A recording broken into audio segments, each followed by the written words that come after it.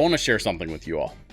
As of the time of this recording, I have been making these Pro DJ React videos for a little bit less than 3 weeks. And in that time, I have had 404 new subscribers, 15,245 views, and that's a grand total of 113,822 watch minutes. Holy shit, you guys. Thank you so much. I truly appreciate this, and I genuinely never expected that that these were going to take off like this. That being said, I especially want to thank both the Postmodern Jukebox fan community as well as, of course, the Pentatonics fan community for really coming out and supporting and saying all those really nice things in my comments, and just genuinely helping me feel like this is a good thing that I'm doing, and motivating me to want to do it more. Now, that being said, I'm still seeing a lot more folks watching than subscribing. And so what I want to do is I actually want to start pushing for 1,000 subscribers. So if you haven't subscribed yet, please consider subscribing to the channel.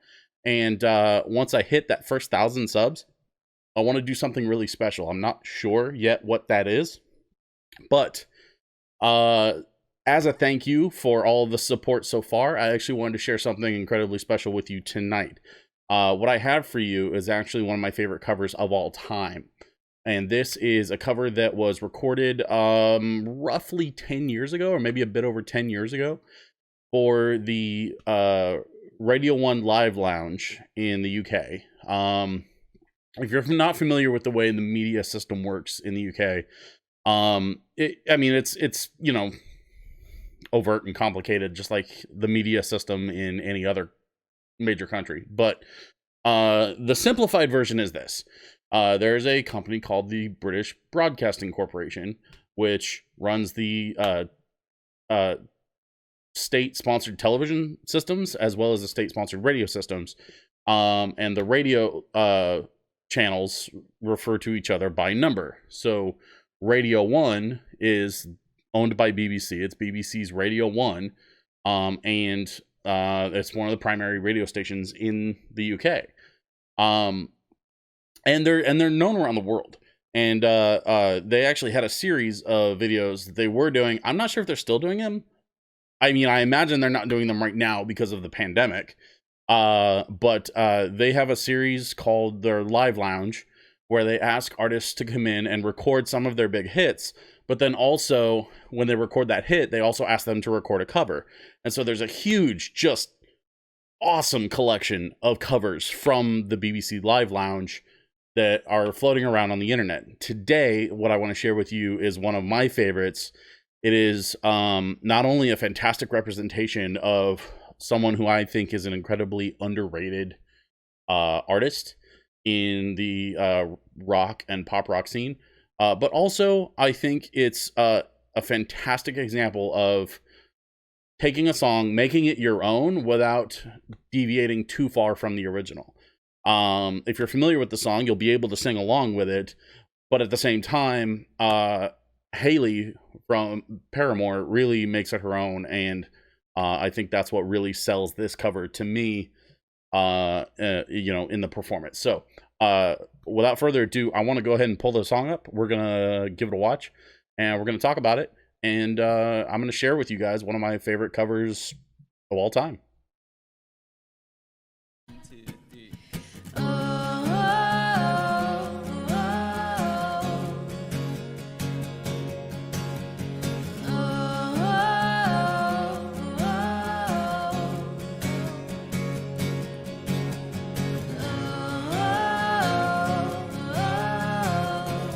Signature orange hair.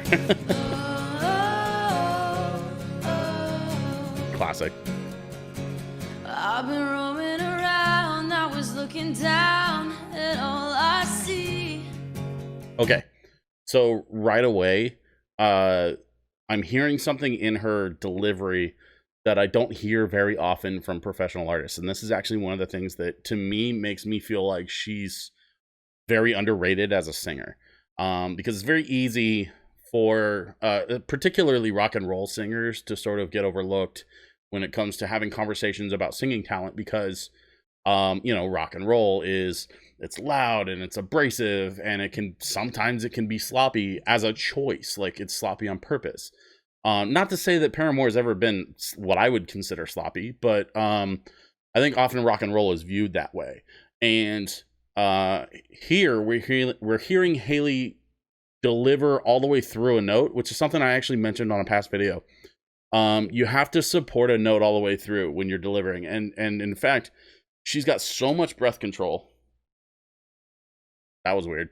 She's got so much breath control that she's actually pushing all the way through the note to the point where you can hear her breathing after she stops the note. She'll stop the note and then you can hear the exhale, because there's so much support behind that note.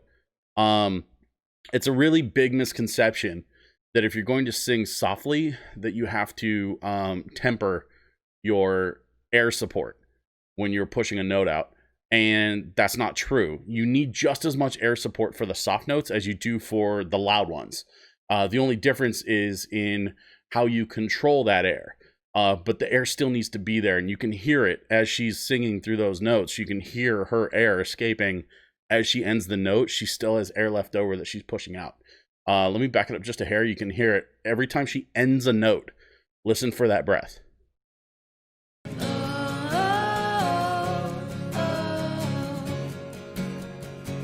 I've been roaming around, I was looking down at all I see. Yeah. And painted faces fill the places I can't reach. You know that I could use somebody. Okay. Another quick note about the microphones that they're using. Actually, it's kind of like this.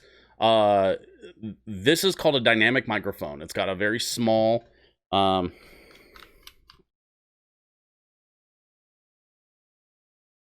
that just fell apart. It's got a relatively small diaphragm at the end. And this is good for two things. One, it's good for what they call rejection. A mic like this could be used on stage, where it won't necessarily pick up all of the monitors and sound systems and stuff that are going on around. A singer could use a mic like this on a stage and not have to worry about, say, for example, the drums being picked up on their mic. So that's one thing that a small diaphragm is really, really good for.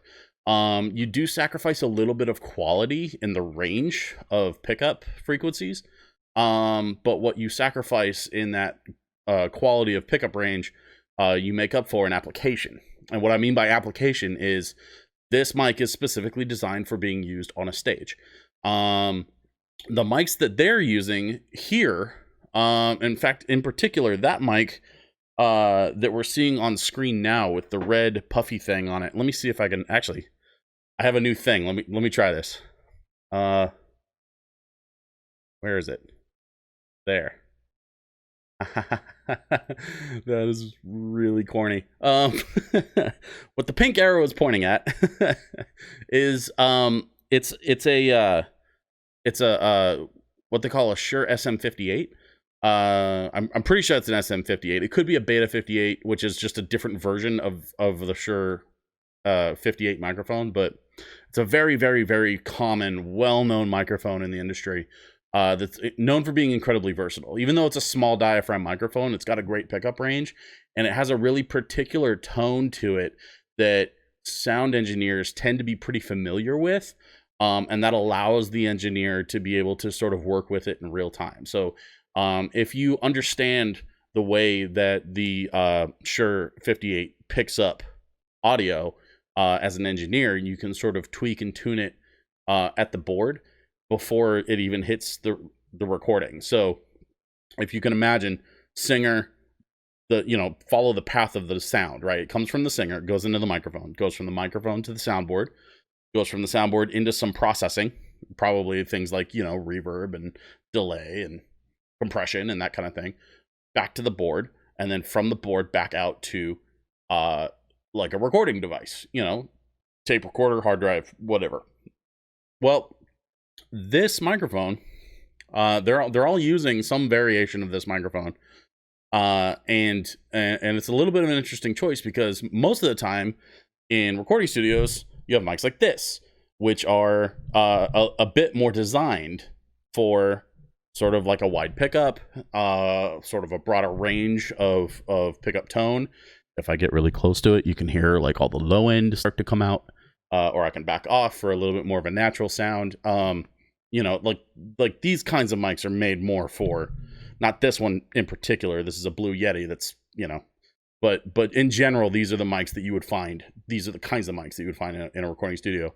The kinds they're using here suggest to me that this was something that was designed to be more of like a field recording kind of thing.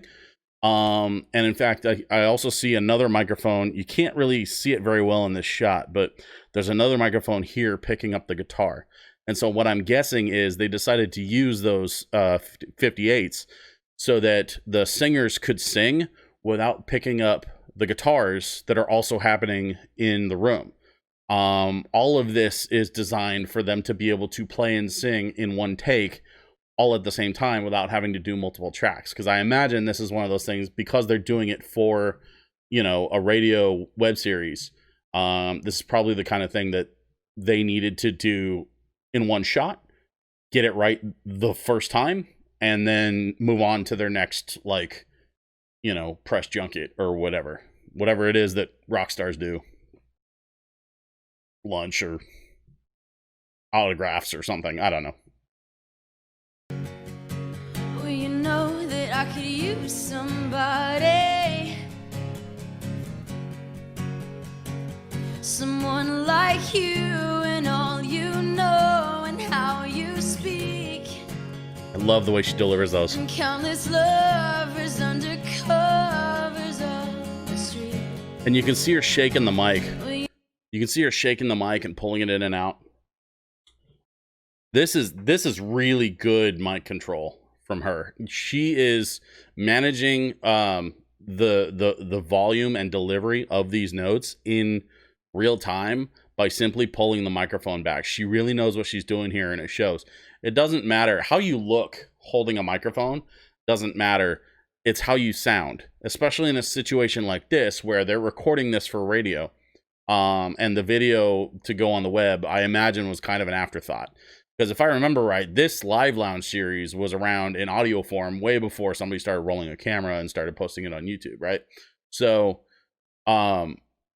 she's more concerned about mic control and about the final product of the sound than she is about, you know, waving a microphone in front of her face. Doesn't matter. If you sound like that, you can do whatever you want with a mic. Nobody's paying attention to what you're doing with the microphone. Everybody's listening to how amazing you sound. You know that I could use somebody. You know that I could use somebody. Someone like you.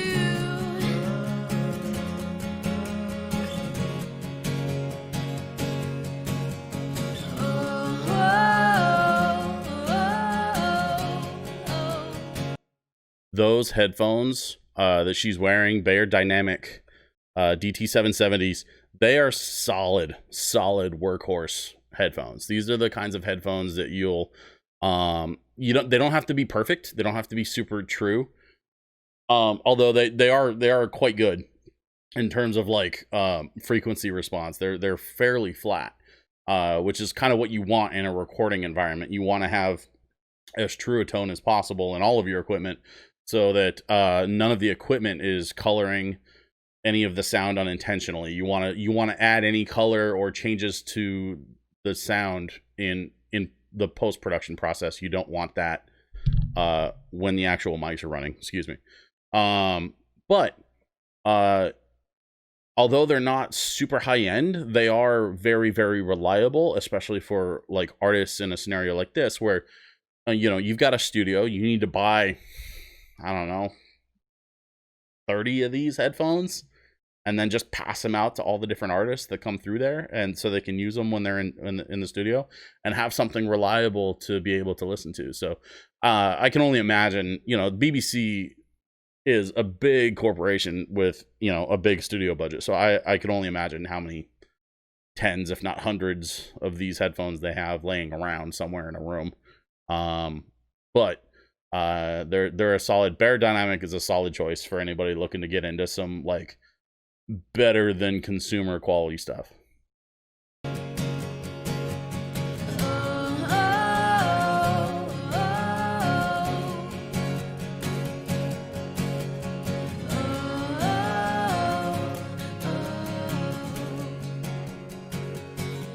Off in the night while you live it up, I'm off to sleep and waging wars to shake the poet and the beat. I love that line. I love it so much. I hope it's gonna make you notice. Okay, so she's borrowing a little bit from the delivery of the original singer from Kings of Leon.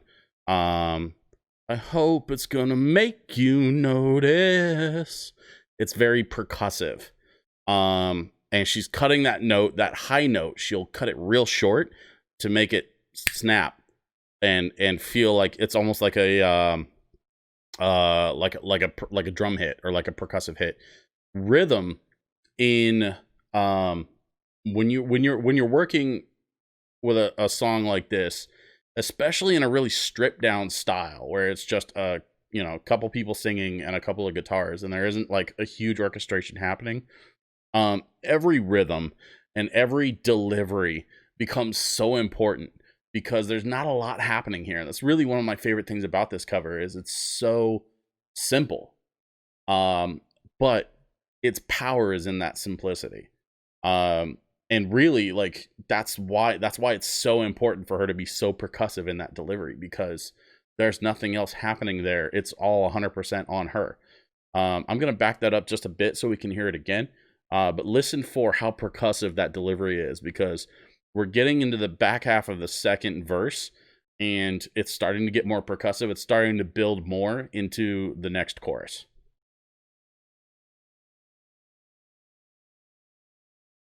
Well, I hope it's gonna make you notice. I love it. Well, I hope it's gonna make you notice. Someone like me. There she goes, pushing through again. Someone like me. Yeah. Someone like me, somebody.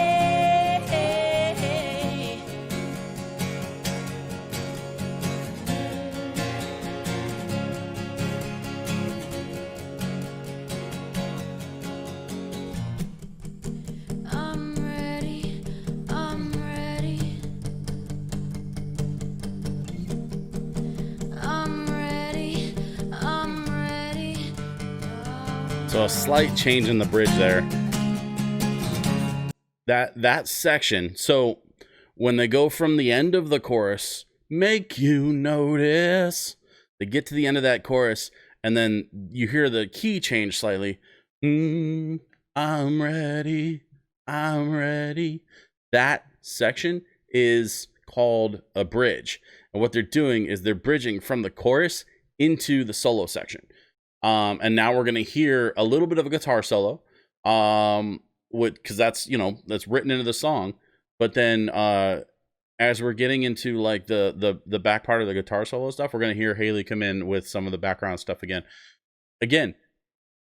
It's all in the interest of supporting the other two people in the room. There's only 3 people doing this cover, and 2 of them are on guitars. One I can't recall off the top of my head if both of them end up singing back up to Haley or if it's just the one. But at least one of them is singing some backup stuff. So there's a little bit of harmonizing going on there in addition to the guitar work. But the rhythmic guitar is all intentional too, because again, there's nothing else happening here that can provide that rhythmic backbone. So you have to keep things going rhythmically, and you have to find places where you can, adjust and emphasize certain notes, either in the lead vocal line or in the guitar line.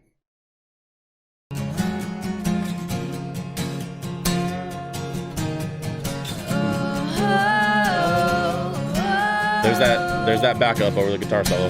Someone like you, somebody.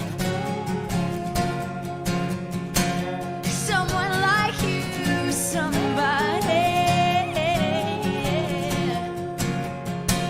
Someone like you, somebody. I've been roaming around, I was looking down at all I see.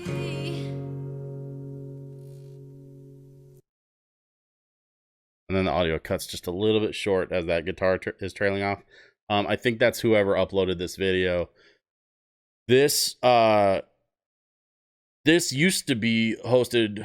This was at one point posted by BBC on their YouTube channel, and then at some point they took it down. I guess I don't know what happened to it. But there's another version that's a little bit lower quality that's out there that's had, I don't even know how many views. And then there's this version, which was uploaded more recently. Somebody managed to get a reasonably high definition recording of this. Now, this recording is only 720p, but it's actually 720p 50 because, as it turns out, the UK adheres to a slightly different television standard for broadcasting resolution. And so in the United States, most TV for a long time was broadcast at either 29.97 or what we would refer to, we would just round that up to say 30 frames per second. In the UK, they were doing 25 frames per second. I don't know why. That's just how it was. I imagine it's something to do with the limitation of the technology that they ended up adopting as standard when TVs became a thing. And then later down the line, high definition television became a thing. And then it's, between high def TV and internet, we started seeing in the United States more 60 frame stuff. Twice the frames per second in video means smoother video. In this case, we have not 25 frames, but 50 frames. So 720p 50 frame. It's a little bit of a weird resolution. At least for those of us that grew up in the States, understanding video. But that's the one you want to look for when you go looking for this on the internet, on the YouTubes. I will link this as well in the description, just to make sure that it's easy to find. If there was an official BBC version that I could find, then I would link that one. But since I can't, the best I can do is just link the one that I used for this. That being said, this is hands down one of my favorite covers just ever. Use Somebody was such a great song. It was something that was really, really popular when my wife and I first met and started hanging out back in 2010. I think the song itself actually came out a year or two before that. But it really takes me back to a time in my 20s when my wife and I first started seeing each other, and we were, we had a great 20-something social life. We were hanging out with friends a lot.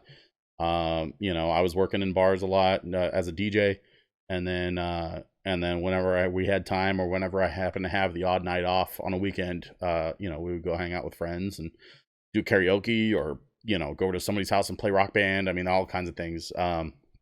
But this song has a particularly special place for me. And this cover of this song, in my view, just sort of takes it to a whole nother level. So, it's going to be a little bit of a short one tonight. Hope you guys enjoyed it. I don't know a whole lot else to say here. I mean, it's such a simple and stripped down cover. There's not a lot to talk about. But I hope you guys would please consider subscribing to the YouTube channel. And if you've subscribed and you want to follow some more of what I'm doing on other social media platforms, you can find me at Facebook, Instagram, or patreon.com/DJSwitchPDX. Now, my Patreon is still kind of in its infancy. I'm working on getting that off the ground. But soon, not yet, but soon, I will be releasing videos ahead of time for my patrons, as well as additional content that's going to be patron only. And so if you want access to any of that stuff, every level of my Patreon will have access to any video content that I produce that I eventually intend to release on YouTube. So if you guys want to see the videos early, even my lowest tier on Patreon, you'll have access to that. And I'm hoping to start doing that fairly soon. So please consider helping me out over on Patreon so that you can support this effort as I push through to hopefully what will become my first 1,000 subscribers. And then who knows, once I hit that first 1,000, then it's really kind of up to all of y'all to decide if I'm worth taking my YouTube career to that next level. But in the meantime, I truly appreciate all the love and support that you guys have shown me so far. I promise you I've got more Pentatonics videos, more PMJ videos, and a few other surprises up my sleeve. But for now, I hope you enjoyed this cover of Use Somebody, originally by the Kings of Leon, and recorded here by the band Paramore. And I will see you on the next one.